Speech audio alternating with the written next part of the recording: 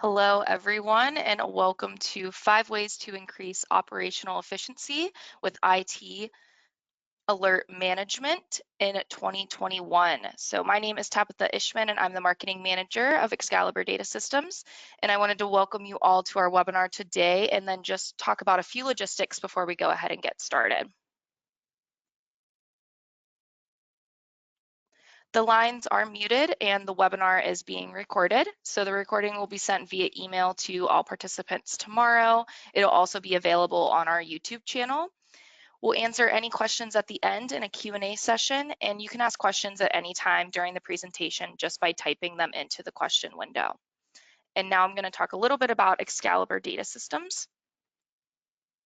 We are a leading edge consulting firm guiding organizations through their digital transformation journey. We work with strategic partners just like AlertOps and leverage the best of breed enterprise service management technologies. So in doing so and also working with our partners, we help create next generation solutions for our customers.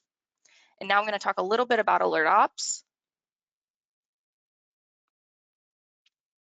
With AlertOps, you can give your teams the unmatched power and flexibility they need to manage major incidents and protect business critical services. So you can automate major incident management and reduce your downtime with AlertOps. And you also can automate your DevOps toolchain and streamline your operations. So today you're going to learn just how powerful AlertOps is. And to kick us off, I'd like to introduce Senior Solution Architect and Consultant, Mike Fuson. Thank you very much, Tabitha. Welcome, everyone. Thank you for joining us today. Very excited to have Cam from AlertOps on the line with me. I didn't know I was supposed to wear my coat today. He looks very suave and debonair, as you can see on the screen. And we're going to have some fun chatting with you a little bit about what AlertOps brings to the table. We've been very excited to be working with AlertOps in bringing the power of not only alerting, but an advanced level of automation to our customers and their IT service management platforms.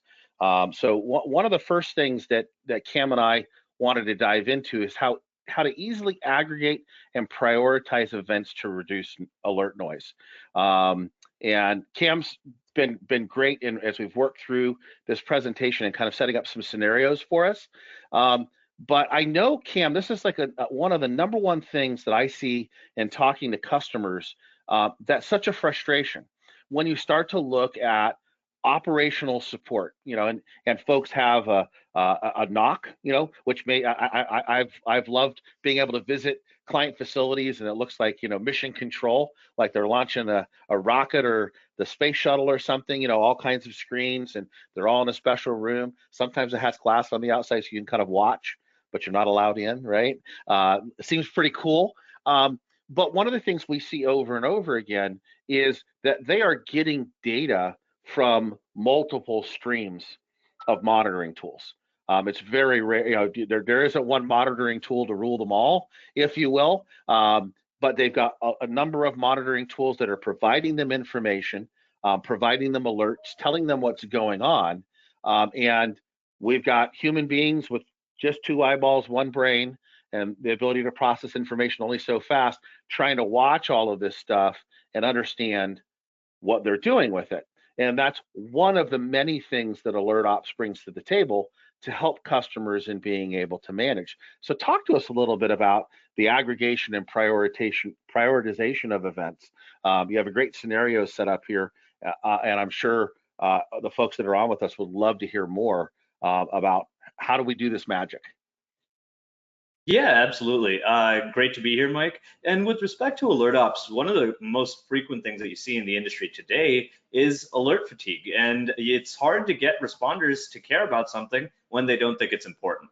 So a common scenario that you're going to notice in the industry is going to be, as you mentioned, a knock team. Let's say 10 individuals, and 70 to 80% of the alerts that they're receiving via email are unactionable. There's something referring to a flapping scenario where a server rack's heat is going up or down past a minute threshold. And because of that, they're desensitized to this notion of actionable alerts. So one, the context of alert fatigue really just indicates that there are too many alerts being sent out. And then the second is going to be the fact that there is nothing they feel that can be done with those alerts. Now, the way that AlertOps kind of helps mitigate some of these issues starts with deduplication. When a particular alert or a particular incident occurs, the ability to categorize and identify duplicate notifications or duplicate alerts or messages sent by that same incident as a byproduct of that same incident, and being able to consolidate them substantially reduces some of that noise. So you may receive one notification as opposed to 50 over the course of 30 minutes that says that your server rack is overheating, and after that you're aware of the issue but don't necessarily need to take action on it. The second method is by decoupling processes. So one size fits all is really an outdated mechanism. And within AlertOps, most of our features are modular. So we are capable of ingesting alerts as well as routing them with two different modules based on the criteria of the alert. So in the case you have a database issue, routing it to a generic first level support before it actually escalates, once again, reduces the actionability of those alerts versus being able to route it directly to the database admin who is capable of potentially resolving the issue. Now, the third mechanism kind of ties in hand with decoupling processes, which is dynamic routing. So we covered the concept of being able to route to different people based on the type of incident, but dynamic routing also refers to the ability to kick off custom playbook scenarios. So in the case that you were going to kick off any level of automation that accompanied a particular incident and would be necessary for response, you would be able to automatically kick it off based on the data that you were presented. So it's really about being able to leverage and make your data more actionable. Yeah, and like you said, it's also about kind of reducing that noise, right? And I think any of us that have been around servers, now I've been around servers for a long time, before all this cool Windows sort of stuff happened and all these good things. And this has been a challenge forever. You're looking at system logs. And then you have now other alerting that goes on that's pulling in data that may be things that are going on within the actual infrastructure and within the network. And you're trying to correlate these things and make decisions. And like you said, you get these flapping scenarios, or some of the wonderful Microsoft, hey, I've got the red symbol, which is supposed to be bad, but it actually doesn't mean anything when you go and look it up, sort of things, which most people have learned, okay, we saw it, we know it's not a bad thing. But you do get, your example of, a heat alert that's going on within, and then all of a sudden, now it's not overheating. Oh, I'm overheating. Oh, no, I'm not overheating. It has that back and forth, and you're seeing those things. You're going, okay, do we need to send somebody into the server room to, is it a sensor that's failing, or how do we need to address this? Oh, and by the way, now there's been three other alerts that I probably should have been paying closer attention to that I missed because of all of this extra noise that's happening, because 2 or 3 systems are firing in monitoring data saying, hey, I've got a heat sensor warning on one of the racks. And that's one of the challenges, is we strive for better information and more information, where there's no one tool that rules them all to tell us everything. What we're doing is we're taking these various streams that are collecting the data, and we're leveraging the AlertOps platform to help us to deduplicate that, saying, hey, we already know about this. Like, 2 people have told us, we're okay. It's all good. We know that there's a temperature alert going off there. Don't panic. And then being able to then create those more actionable items. What are the things we need to do things with? So it's helping us to be a little bit better at managing the items that are going on. But this is just where AlertOps begins. This is one of the little cool features. Hey, we have the ability to do all of this. Now we can take what is happening here and start to turn that into things where we're able to do more with it. We talk about leveraging tight integrations and workflows to really build your dream automation. So talk to us a little bit about workflows, and I have all kinds of automation dreams, so hopefully you can make them come true. But talk to us a little bit about what this actually means. Yeah, absolutely. So let me walk through this scenario. An enterprise organization, a large and fairly complex enterprise, has an incident response system with 3 business segments: IT, operations, customer experience.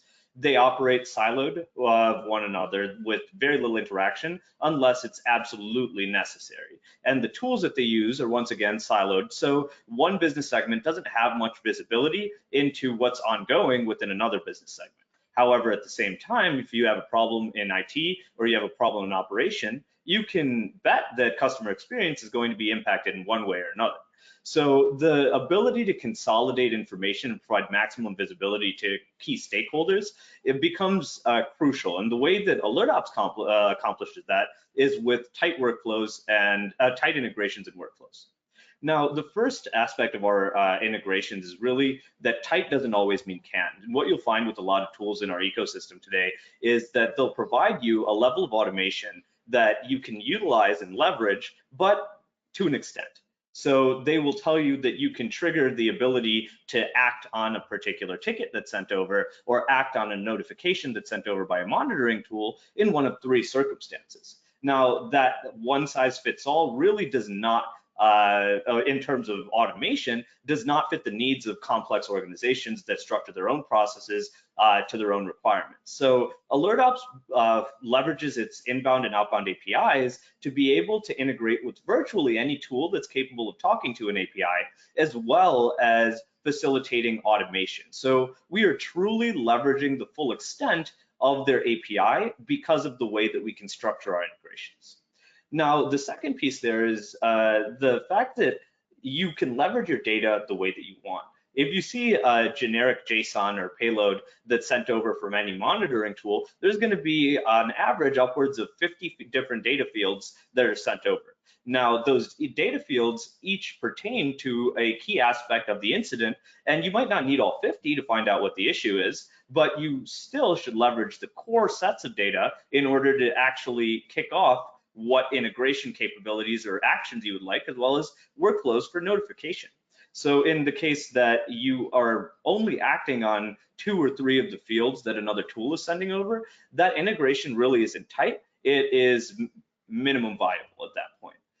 So with AlertOps, we can extend our standard alert object to capture any number of data fields, as well as build complex logic off of them to determine when to actually bidirectionally integrate or kick off an action to another system, as well as trigger any workflows. And the real benefits that arise as a byproduct of this are elimination of manual overhead, which leads to overall operational efficiency, which is the goal. Yeah, and we're going to talk a little bit later about kind of the alerting side of this and the flexibility we have as you talk about different siloed units, but folks that may need to be aware of what's happening and aware of what's going on, that awareness sort of concept, we're going to talk about a little bit later, which is so exciting to me because you really start to look at the ability to have that tight integration and have these more complex workflows, but they're not canned. You're able to set these up and configure them in the way that works best for your enterprise. So it's one of the things I talk about with customers all the time. They'll say, well, how long does it take to set up change management? Well, I don't know. I've been doing this for, we'll just say longer than 2 decades. I've never seen 2 change management systems that are exactly the same. And the same holds true here. Each organization is going to have kind of their unique workflows and unique processes of how they want to operate. So you talk about like a customer experience group. I think about also like a lot of organizations are starting to stand up business relationship management groups. So a business relationship manager that sits between the enterprise and IT. And these are folks that may need to be aware of certain things that the end user, the stakeholders, the customer doesn't need to be aware at that level, but the BRM has a better understanding and is able to keep people calm, right? We'll get through this together. It's okay. We know what's happening, and we know what our course of action is, and they can report on what's happening, right? Report on what's going on, and so this just gives you that massive amount of flexibility. But some of this comes kind of built out of the box. Here are the common things that you may want to do. There's a whole set of, here's the common things that people want to do. Now you can start to spin it off into your unique stuff. So, again, not canned, but we can kind of get you started. Here's, what may be typical. And this is just one of the many things that really starts to drive the ability for us to effectively communicate and act on things that are going on within the organization that we're addressing from an operational perspective. Because really, it's all about customer experience, right? If something's not up, something's not functioning, our customer experience, our CSAT score may go down. We get frowny faces, and so it's so interesting because this conversation has so dramatically changed. We should have all been thinking about this. It should have been all important, and it's never been unimportant, but it's become so much more challenging in the current way that we're all living, where you can't walk in. For many of our customers, they don't have 10 people in the network operations center anymore because you can't get 6 feet apart, right? And you can't just go tap somebody on the shoulder and say, hey, we need to do this. So we're having to think of new ways for us to be able to collaborate to drive that customer experience, to drive that positive customer experience, and be able to work with each other without creating a whole bunch of manual overhead of, well, guess what? Cam's the communication guy today, so Cam's going to handle all of this stuff, and okay, he's going to pull out the clipboard, and here's the steps that we're going to follow. It starts to get so complicated, and now we have the ability to actually leverage a full automation platform to take care of a lot of these things, and that's where we start talking about response automation, right? You put together this great kind of flow of an example of how we can speed up that overall response. Because I look at 0 to 60 minutes. 0 to 60 minutes might just be figuring out today that we actually have a problem. It might take us 15 or 20 minutes to figure that out. All of a sudden now, with noise reduction and everything else, we're able to get to a place that we want to be to much quicker. So talk to us a little bit about this, because this was a really interesting way to visually see what an impact this has. Yeah, absolutely. So here we have what you would expect to occur in the first 60 minutes of an incident response plan, right? And this is not static. It's going to change from organization to organization. So at 0 minutes, you may want your primary and secondaries to be notified, and then you have various escalations to manager, director, etc. So you can customize the escalation path and what your responders actually need to know. And the need to know is the key aspect of where AlertOps can drive efficiency within this example here. So if you notice, the primary and secondaries receive a message that says server A01 is down. Now a manager receives an SLA alert regarding the specific server, and then the director receives a notification in the case that it is resolved it has not been resolved at a certain point. And then we have partners, customers, and C-levels that really only care that we acknowledge there is an incident, and they need to know that someone is taking care of it. So with respect to AlertOps, the way that we can facilitate a substantial level of this automation is that outside of that escalation path, outside of the primary, the secondary, and the manager, being able to provide engagement on a very relevant level. So people are only getting the information that they actually care about. And then when we take a look at the actual tools and the team split here, we're going to be able to see that we can span business segments and structure customized automations as well as custom escalations using any tool with our ability to incorporate ourselves into virtually any tech stack. So the real benefit is the flexibility from this standpoint. And as you had mentioned, there's never going to be this an organization that has the same response processes as another organization. So where AlertOps comes into play and becomes very critical at that point is that flexibility and our ability to say these 4 things are going to be templated because we see that they're relatively constant from our knowledge of the industry and our knowledge of IT operations, but also providing the flexibility to say you have your processes that work for you and you don't need to change them. We will sit on top of it and then deliver automation through your existing processes. Well, and I love the idea. So I see status page on here, right? And it's become kind of a hot thing for a lot of companies to leverage something like there's multiple technologies like that. In fact, we just replicated kind of status page type technology in a Cherwell dashboard, right? But you start to look at that. These are all of these communication methods of getting this information out in front of people. Well, now we're not worried about the communication side of things. We've got a platform and a tool that's automating a lot of these communications for us. We've already kind of set the script, if you will. Here's what we want to have happen and when. We've got the workflow, but it's handling that communications portion for us, so that the IT teams, we don't have to designate Cam as the official communications guy. We're able to focus on really solving the issue at hand, and then being able to drive the communications out through automation, which is creating that awareness. And like you said, for many customers realize it's never all going to work perfectly 24/7. I mean, that's the grand goal, right? But occasionally when something's down, just knowing, okay, I'm not the only one with this problem. Don't beat my head against the wall. It's going to be a moment before email's going to come back online, or the accounting system, or whatever it may be that we're dealing with an issue for.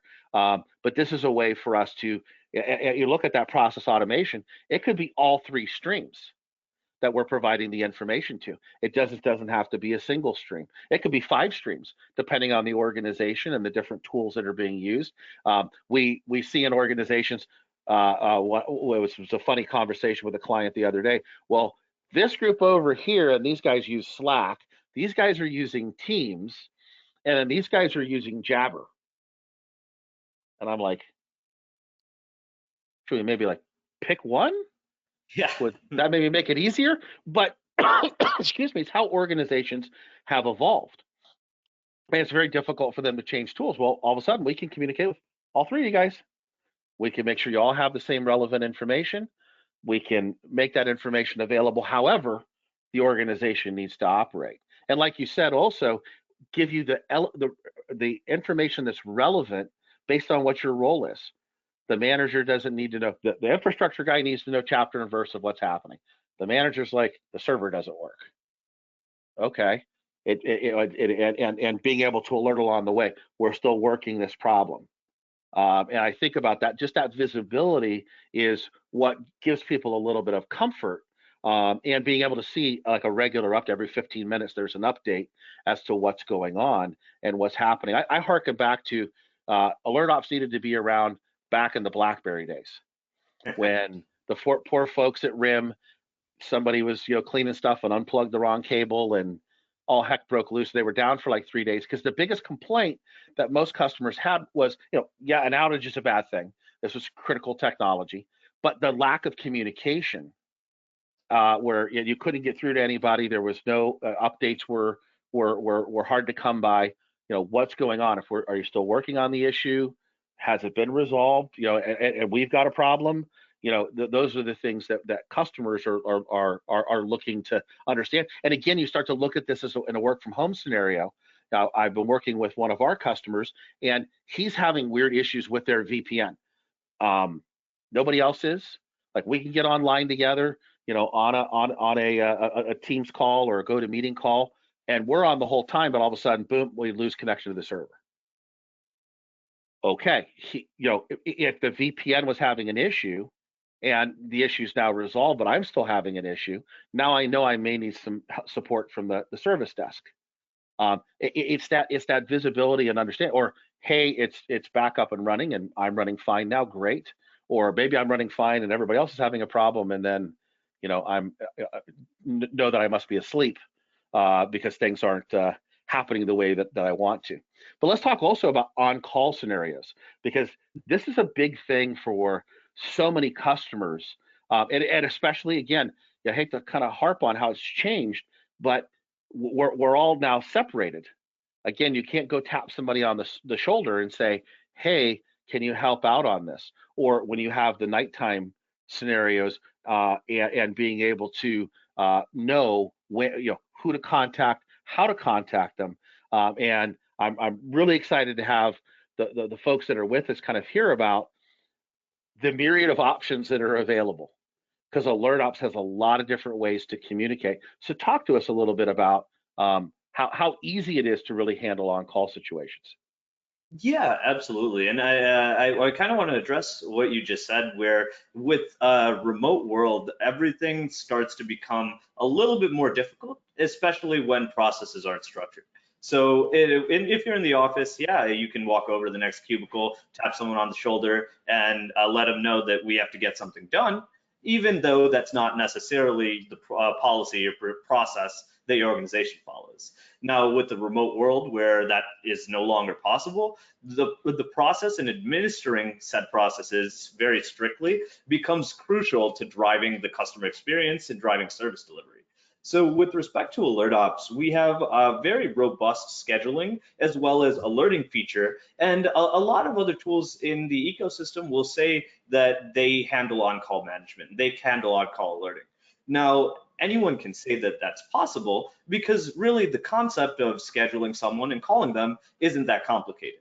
Now, it's the how we handle it that really differentiates us and drives value for our customers. So the scenario here is going to be a mid-size MSP that has a series of different response procedures based on the SLAs, based on the component that the incident is facing, or potentially even the customers with whom they have an agreement. So certain agreement may cover certain levels of service, where for other agreements it may not. So based on these, they're going to have different escalation processes, different individuals notified, as well as different response procedures, right? Remediation actions. Now, when an alert is kicked off, if these individuals are routing it through a generic service desk each time, that is a substantial amount of effort that is manual and also unnecessary when you have automated systems like AlertOps. So the first thing here, and you've probably heard me say this a couple of times so far, but really this is one of the core tenets of AlertOps, is that there's never a one-size-fits-all anything. And in this case, there's never a one-size-fits-all incident response playbook. There's a difference between when someone needs a password reset versus a server goes down and your store portals are broken. And each one of those needs to be responded to with the process that's tailored to resolve that particular issue. So with AlertOps, we have the ability, as I mentioned before, to dynamically kick off custom playbooks tailored to each scenario. And because we can do that, we are the first level support. We are the first levels of the service desk that is going to be a manual process otherwise to determine who it goes to and then how it's responded. So AlertOps can automatically kick off the custom playbook, but then also we can monitor SLAs. So SLA response should be proactively implemented for best practice to provide layers of redundancy rather than post-incident review and reviewing what SLAs were hit and what SLAs weren't. In the case that you are actively tracking your SLAs throughout the course of an incident, we can do things like notify the on-call technicians or the appropriate technicians in management an hour before your SLA is reached, so that you know that really there's not going to be a time or there's not going to be an invalid instance where your SLA is breached and you are responsible for it in a large way. Being able to proactively monitor it, it keeps it on your radar and makes it easier for you to go about including that into your portion of incident response. And the final piece is incident response. Processes are never static. Even in the case of the same organization that has strictly defined processes based on the incident, even if it's a network issue, there may be 5 different things that need to occur throughout the course of incident response. So while we kick off with custom playbook A to restart a particular server, as a technician jumps in, finds out a little bit more information, he realizes that additional actions need to be taken. So with AlertOps, we have the ability to dynamically kick off customizations to your response process from the app itself. And then the final piece of it is going to be it consolidates all your information through a single pane of glass. In the case that you have 3 different monitoring tools, one ticketing tool, one ITSM tool, and then you have a couple of more homegrown systems, the ability to consolidate that information becomes crucial to response. So with our ability to query other APIs, query other systems, pull in the data to AlertOps, we can consolidate that information through a single view that a responder has at his fingertips at any point in time and can take action from that point. So it reduces the response time, as well as proactively engages keeping in mind the time constraints of SLAs around on-call management. Well, and when you so your scenario that you have is very illustrative of a typical MSP, right? Because different customers, different services that are being delivered are going to have different response levels, and very likely within the MSP, different teams, different team members specifically that may have responsibility on those. And you start to look at this in a corporate environment, one of the greatest challenges you run into in corporate environments is you may have different teams, like the infrastructure team, the network team, the this team, the that team, and they may want to handle their on-call differently. One group, they pass around the on-call cell phone. Another group, they use their own cell phones, but they have an on-call rotation schedule.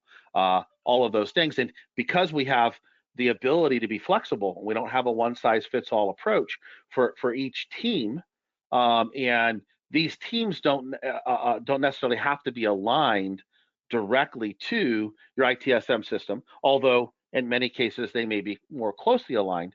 We have the flexibility to have, I don't want to call them misaligned teams, but more flexible sort of structure to include various individuals. Now, you start to think about, okay, alerting, right? First thing comes to mind is, okay, after hours SMS. Well, that's great, right? SMS is a great method, and we can control what information goes out in an SMS message, and it can have a link to get them back to the key data, or we can send an email. But AlertOps can do even more than that. So talk to us a little bit about that, because I think it's an exciting and a different element of what it brings to the table. When I say SMS, I want to be very, very clear for our audience. This is not sending an email through a telecom provider's email gateway and having it appear as an SMS, because we all know the pain in doing that. One provider, you can only send so many messages per day or per hour or per minute. Another provider, well, it goes to the gateway, and about 80% of the time it turns into an SMS message. It's very inefficient. This is native SMS, native messaging, using the proper technology, proper integrations that you guys have built to SMS providers. But you can even go further than that. So talk to us about that, because I think it's something that really sets it apart. And you and I have talked about this before, and you have a really, really great example of that 2:30 in the morning type of scenario where the text message may not wake someone up. Exactly. So with respect to SMS, as you'd mentioned, we do use direct SMS as opposed to email gateways. A little bit outdated there, and also, as you'd mentioned, it's not the most reliable communication method. So with our SMS, 100%. We can ensure the delivery mechanisms are definitely greater than that of email gateway, and it's going to be a direct SMS. So even some of the formatting issues or limitations as far as the volume, you're not going to have to deal with respect to AlertOps. Now, outside of the SMS, there are times when the SMS or a Teams notification just may not be enough. So AlertOps has both an Android and iOS mobile app that we can utilize to send push notifications and alarms, but also we can actually call people's phones. So from that standpoint, if you do need to wake someone up at 2:30 a.m. in the morning with a P1 issue, and a text message is usually not going to get their attention, but 3 phone calls usually would do the trick. So at that point, our ability to communicate over voice starts to become crucial, and it also provides functionality such as taking response actions directly from the mobile channels, right? Being able to assign yourself to an incident, being able to escalate, being able to close, as well as automatically jumping into a conference bridge that you have. So we're reducing the time to actually collaborate and the time to assemble our teams, but also ensuring that the messages are actually being received. Yeah, so this drives far beyond just an on-call scenario. When you start to look at in our playbook that we may have would be to create a bridge. So a major incident management, critical problem management sort of scenarios that where we need to dive into root cause on this, because this is causing major headache for the organization. Being able to have those items where it's taking certain actions. Is it hard to spin up a bridge? No, but then you got to get the message out to everybody. Oh, here we go. We can automate the creation of the bridge, notify the right people to go ahead and jump on that bridge, and be able to really drive value very, very quickly in helping people kind of get that jump start on our resolution of our issue. And the phone thing is the one thing that always blows me away when I start to think about it, because holy cow, you're right. 2:30 in the morning. Even though I'm a knucklehead and I have my thing set up, so my phone's set up, so if I don't respond to the text, it alerts again and alerts again forever and ever and ever until I respond to it. What might that not wake me up? A phone call definitely probably will get my attention, because the phone doesn't usually ring in the middle of the night all that often. And so we've got the ability to leverage all of these communication channels. Like you said, could be a Teams chat, could be Slack, doesn't really matter. It could be any and all of these communication channels to start to drive our ability to affect resolution for the organization and continue to drive that very positive customer experience. And of course, managing our SLAs, right? And you look at it from a corporate perspective, we have SLA responsibility to the organization, but as an MSP, in this example, you may have actual financial responsibility for missing an SLA based on the level of service that's being provided. And again, it's not a one-size-fits-all sort of scenario. So one customer that has a package that doesn't include 24/7 support, we have the ability to affect that a little bit differently than somebody who does, and be able to make sure things are being reacted to appropriately. So I think it's a really cool story, because it does, you really start to drive, hey, we've got multiple channels of which to do this, and we can use any and all of those channels. Really, me as a customer, I can decide how that's all going to happen. I have all of the capabilities at my fingertips to very easily leverage that. And then this is the other thing that we talked about that was something I hadn't really thought about. As I thought about it more, it really hit home for me, is the improving stakeholder and leadership communication. So as we talked about in an earlier example, in being able to get the information out, get the information into the right people's hands, the right level of information into people's hands, that really starts to drive this home. Is in many organizations, where our gap is the communications to the parties that are affected. And so very often there's that everybody in the whole company distribution group that emails are sent to, and a whole bunch of people are, and so you start to look at what we're driving here with AlertOps is the ability to reduce the overall noise of the alerts and consolidate and deduplicate. Organizations have that same sort of challenge where they're like, oh, hey, it's another something from the, they're going to email everybody and tell them about something thing. So they start ignoring that information when it may actually be germane to them as an individual. So talk to us a little bit about this, because it is, it's not like a unique thing that AlertOps does. It's one of the many great things that it can do as part of its process, but it's something that I haven't really heard talked about enough, I really think. And I think for many of the folks that are out there, this is something that'll really hit home on being able to have that improved communication, which again drives to that positive customer experience. Yeah, absolutely. So the scenario here is that there's a large organization, and anything that occurs, any incident that occurs, goes through the first level IT team, and then that first level IT team is going to go ahead and notify the appropriate engineering team. After that, then internal leadership is the group that needs to be notified, along with external stakeholders are assembled, and then they're manually sent a notification. Now, in a smaller organization, it might not be the first level support team. It might be the same engineer that is answering that call and actually responsible for actioning remediation. So from that standpoint, it starts to drive substantial levels of inefficiency to make communications to key stakeholders as well as even internal leadership a manual process. So with respect to AlertOps, as we covered a couple of these things, you're only sending information to the people who care, the people that it matters to.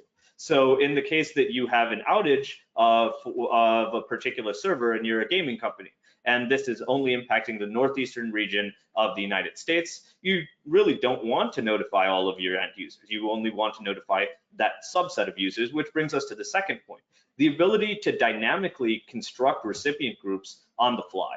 So when an incident goes down, to instantly consolidate the list of people that need to be notified, need to have some level of visibility around that incident, and then are notified with the information that they care, which brings us to the third point, templating your messaging. So being able to template messages for various types of scenarios as well as to various recipient groups is another piece that really adds to that reduction in operational overhead.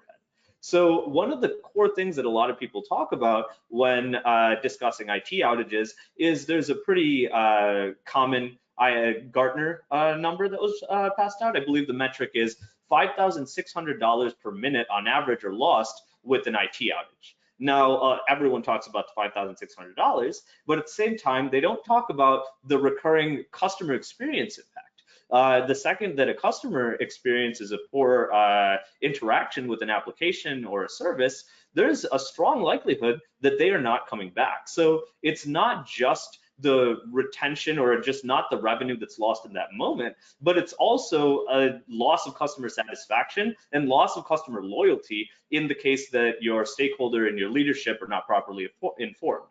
So that's one of the other pieces that really makes AlertOps' ability to interact and keep stakeholders in the loop and provide that low-level visibility to leadership just along the lines of what they would need to know, very beneficial to organizations.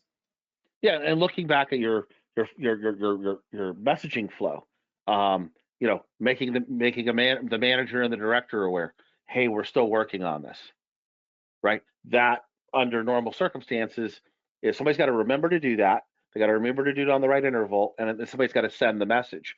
When we're leveraging automation to help us do that, it's handling, making sure those messages are going on, and potentially, as we talked about, updating some sort of outage system that is telling us we have degraded service or something is down. Being able to do all of those things starts to become something that can be burdensome, like you said, especially on smaller teams. You know, we got to remember to do these 16 different things. We're taking away the things we've got to remember to do, and we can focus on what we're working on. And then once we effect resolution, it's automatically telling folks, hey, we've restored this service, you know, and then we're, you know, managing our overall workflow, probably in our IT service management system, documenting a bunch of stuff. But this is helping with a big piece, which is the communications of what's going on and what's happening. And it was something when we first talked about this a while back, I thought, wow, okay, that is something that I know organizations have some sort of playbook for, but a lot of times it is, instead of being able to construct a recipient group on the fly and only notify those that really care or are really affected, they're notifying large swaths of people, and that starts to become other noise that people are seeing, so they don't necessarily pay attention to it. And then now, you know, you look at this as almost an opportunity for ticket deflection as well from a service desk perspective. If people are aware that the accounting system, for example, is down, you don't have everybody in the accounting department, because they've been notified of the outage and they're being kept updated on the outage. You know, some are going to call and open an incident ticket, but some are not. They're going to go, oh, hey, they're on this. We're aware of it. We're being kept updated. I'm going to go work on these other things while this is going on. So it's something that sometimes gets lost as something that does really drive, I think, in a corporate environment, a very positive customer experience is a good level of communication. And being so flexible to be able to really build this on the fly, like you said, having templates. So being able to construct this, you can do it super quick, and then boom, it's fire and forget. You know, you're moving on, and you've already got a playbook that's saying, hey, here's what we're going to do in this scenario. So one of the last things we want to talk about is what does it take to build a smart alert? So talk to us about this. Yeah, absolutely. So this kind of relays back to what we were discussing earlier about actionable alerts, right? In the case that an engineer or a technician does not feel that they can do something with this information, then really the purpose of sending out that notification has been defeated. So the scenario here is an organization has a series of network monitoring tools. They're all automated, they can detect incidents, and they'll send out automated informations with what's going on in all of those fields that we discussed earlier. Most of the time, only three or four fields are really necessary at that particular time for the engineer to determine what is going on or where the issue is. However, the remainder of the fields are normally sent across anyway to everyone. Now, that's not to say that the remaining 35 fields aren't necessary to some individuals. They just may not be necessary to the engineer that's actually trying to identify the issue.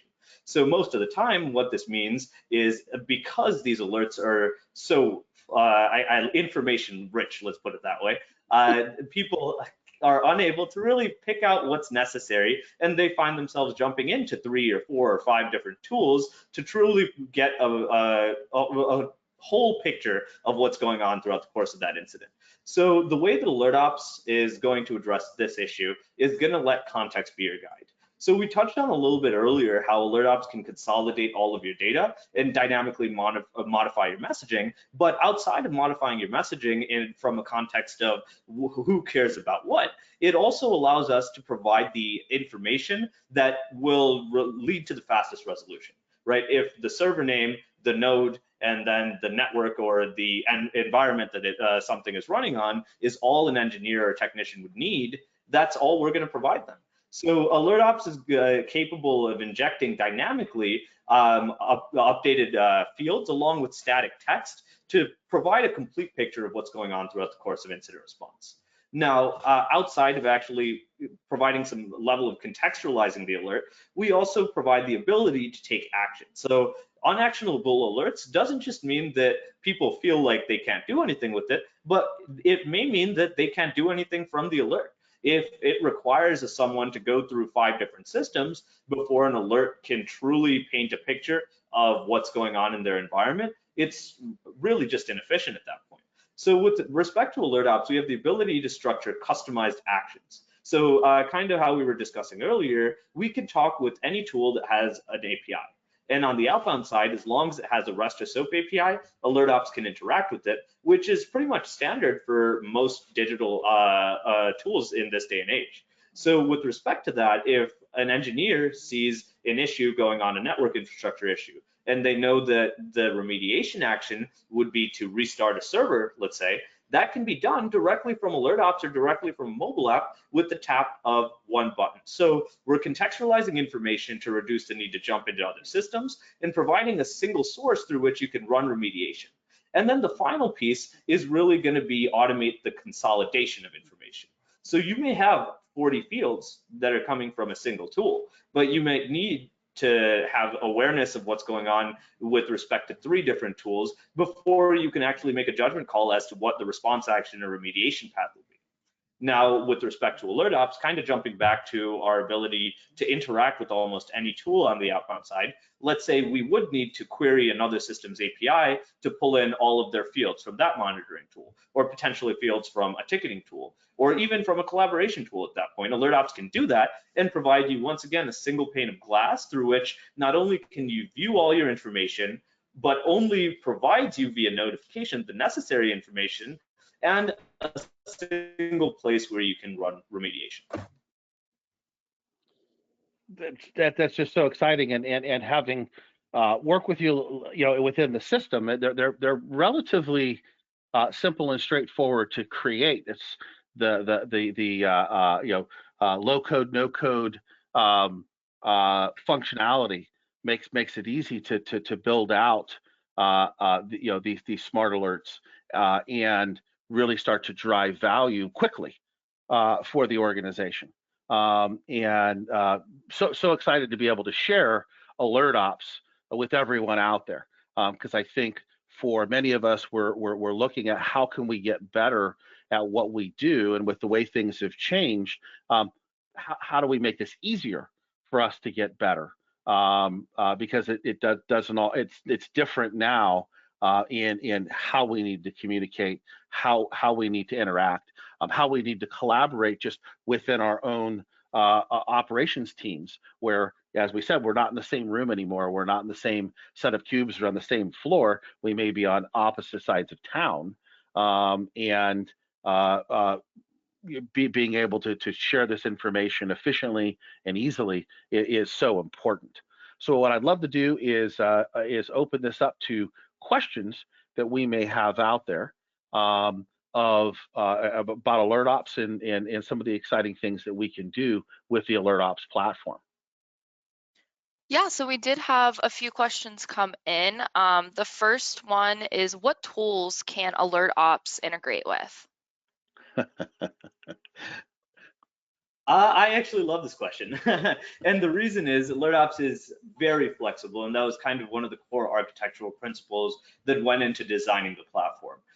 So as long as a tool is capable of either posting to an API, which most modern tools are, or sending an email. So if you have a legacy on-premise tool that you don't have, that you have a lot of restrictions with respect to your firewall, as long as you can send an email into AlertOps can kick off logic, can validate any field requirements, build workflows, and start your notification process. So from that standpoint, one of my favorite features about AlertOps and or aspects about AlertOps is that it's somewhat future-proof. And what I mean by that is, for an organization that's constantly evolving, for an organization that's constantly adopting new tools, one of the biggest issues is figuring out whether it plays well with the other tools. So knowing that you can switch any monitoring tool to any other, or any ticketing tool, any collaboration tool, and AlertOps will still maintain the ability to integrate is one of my favorite parts about it.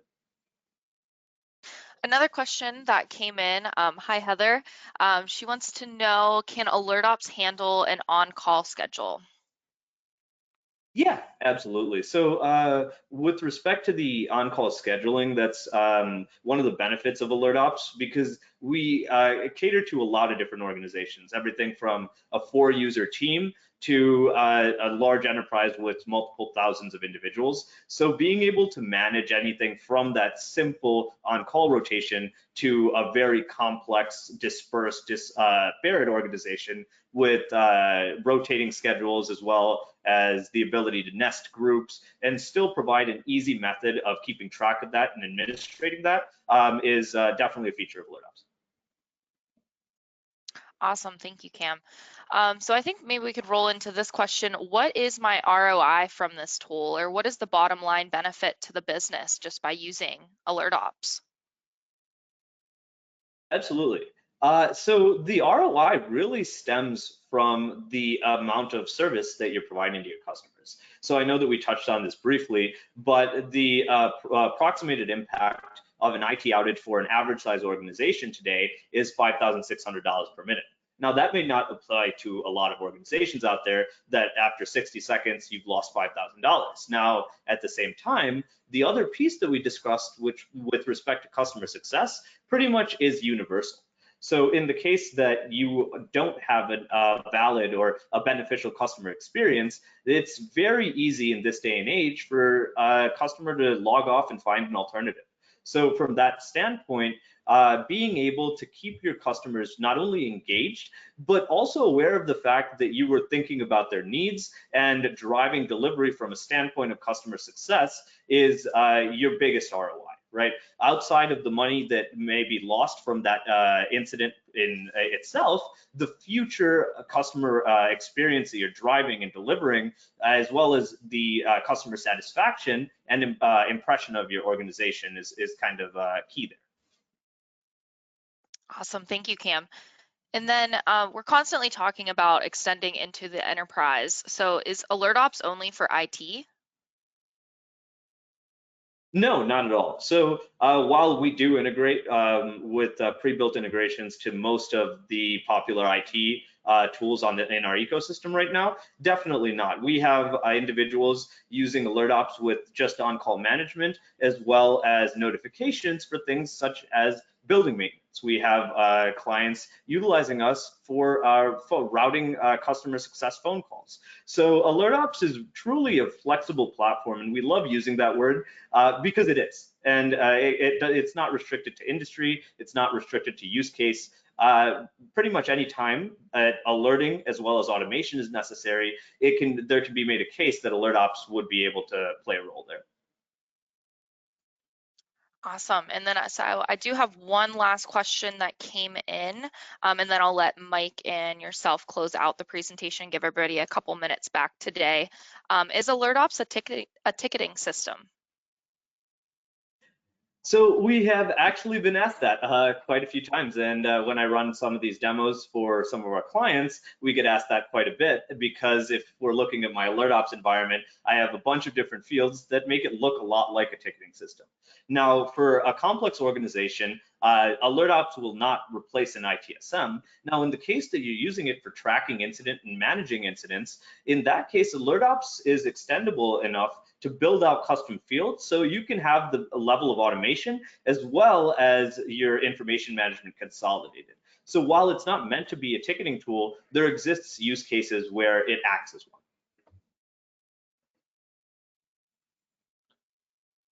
Now, Tabitha, we have two additional questions that have come in. So, is this a SaaS support model for this product, or is it, or are there on-premise data center requirements, for example, that would make this a CapEx purchase, or both? Gotcha. So initially, AlertOps was actually designed as an on-premise, using the on-premise model. We are completely a SaaS product at this point without any on-premise implementation, and we are hosted on Microsoft Azure. Now, has AlertOps been used for emergency notifications, like a hurricane notification, as an example?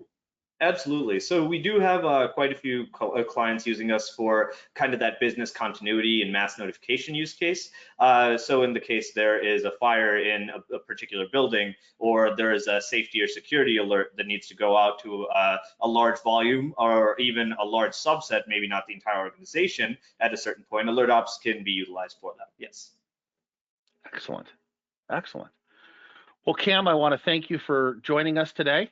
If you'd like more information, you can find more information on AlertOps on our website, and you can also reach out to us. We'd love, you can see Cam's smiling face, come in and be able to do a demo for you, and help you see AlertOps in action, and the value that it could bring to your organizations.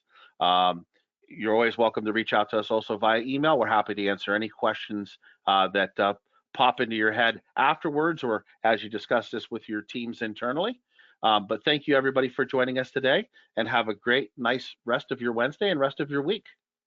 Yeah, absolutely. And Mike and Tabitha, I'd like to thank everyone from Excalibur for letting me come on and talk a little bit about AlertOps. And also thank you to everyone who took the time to watch our presentation today. Yeah, thank you all.